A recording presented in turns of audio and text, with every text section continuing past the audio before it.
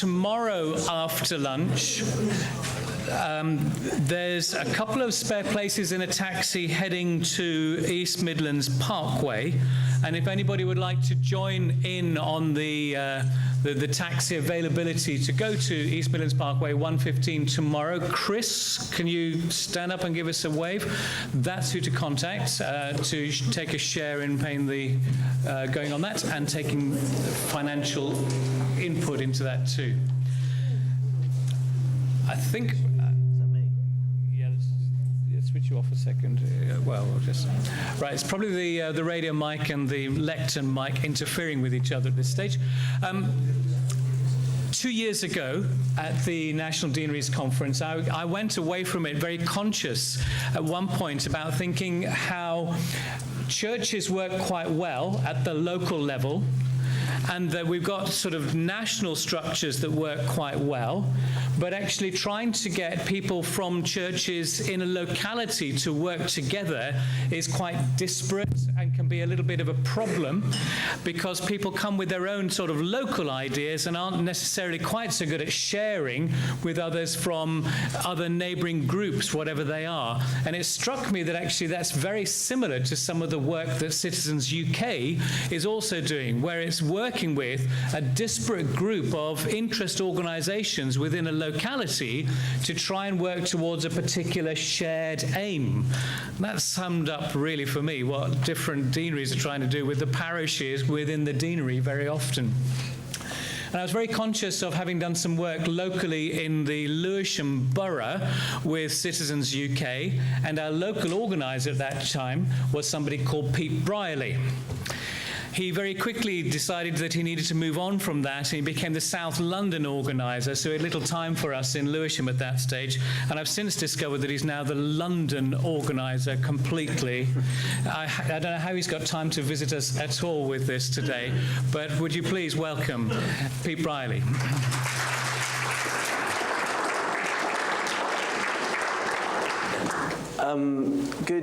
Good afternoon. It is good afternoon, isn't it? This is the graveyard shift, so you sound quite alert. I don't know if that's going to, hopefully that won't change throughout my session, but I'll be monitoring you to check whether or not you fall asleep. So it's a real privilege to be with you here this afternoon. Thank you so much for inviting me. And I'm only going to take 45 minutes of your time, which I hope you will find to be useful in some way or other. I used to work for the Anglican Church for my sins. I was based in Southwark Diocese, and the vicar would refer to me, if you wanted to know what my job description was, or job title, he would refer to me as the dog's body.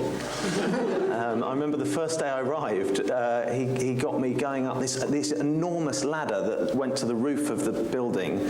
I mean, health and safety would have had this was about 15 years ago, that, you know, it wasn't attached properly, and it was enormous, and I had to put all the slates on the roof.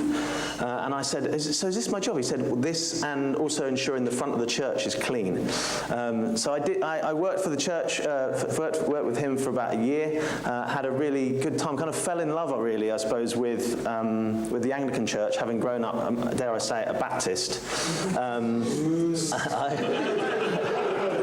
I studied theology, and I suppose it's funny, really, because my parents were very religious, and I grew up being religious, and the reason I studied theology was because I wanted to figure out, was this faith my own, and how could I own it and make it my own?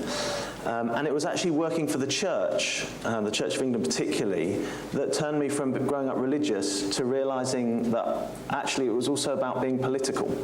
And it took the church to do that, which I found was interesting. Maybe that's partly because of the church that I was in. I was based in Peckham in South London. It was the place where, growing up, my parents would say to me, don't get off the train.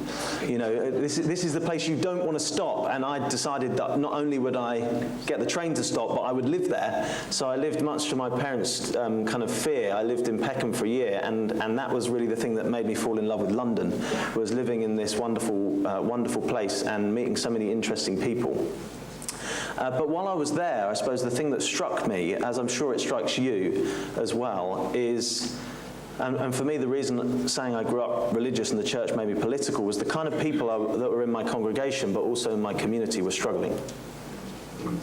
And I know you've got people like that as well, people in your community that are struggling, and I'm sure that's partly why you're here, because that's something that you're passionate about. I remember one young lad was in and out of prison, and every time he came back out of prison, he would be thrown into the same circumstance in which he found himself. And the expectation was somehow he'd be a different person. No aspiration, similar social networks. What would he do?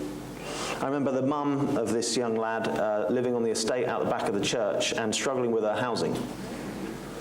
And I thought to myself, surely this is what the church is about. This is what the gospel is about. The gospel isn't just about charity, it's also about justice. It's not just about love, it's also about power and giving people that sense of power to be able to change their own world and their own lives. And so I began to think, well, what could I do? What could I do about that? And I was, some of you, have anyone heard of the organisation Oasis? Yes.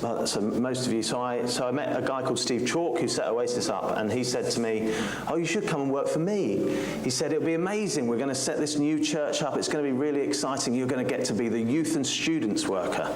And any of you who've met Steve, he could persuade you to do anything. And this sounded so exciting to me that I went along, and the first Sunday I arrive at this church, and there's literally no young people, no students, nothing. And I'm like, he's just sold me a complete lie. What am I doing here? The windows were dirty and the slates on the roof needed fixing. So yeah, I found I had some skills that were useful. But it struck me that, you know, and one of the interesting things about Steve is he's actually more of an Anglican than he is a Baptist. Is he realised that the role of the church isn't just about the church. It's about the kingdom. It's not just about the people that are sat in the pews. It's about the people in that community. It's about the parish, effectively. And so he said, well, you're the youth worker for this whole parish, which means there's thousands of young people that you can work with. And for me, that just kind of opened up my eyes to what was possible. And through that, I set up a radio station. I ran we set up an FA Chartered Standard football club. We found some young people on a Friday night. One of the local youth workers told us they were really struggling to engage this particular group of young lads. So we went, and I just went to go and meet them, chat with them, ask them, you know, what was going on.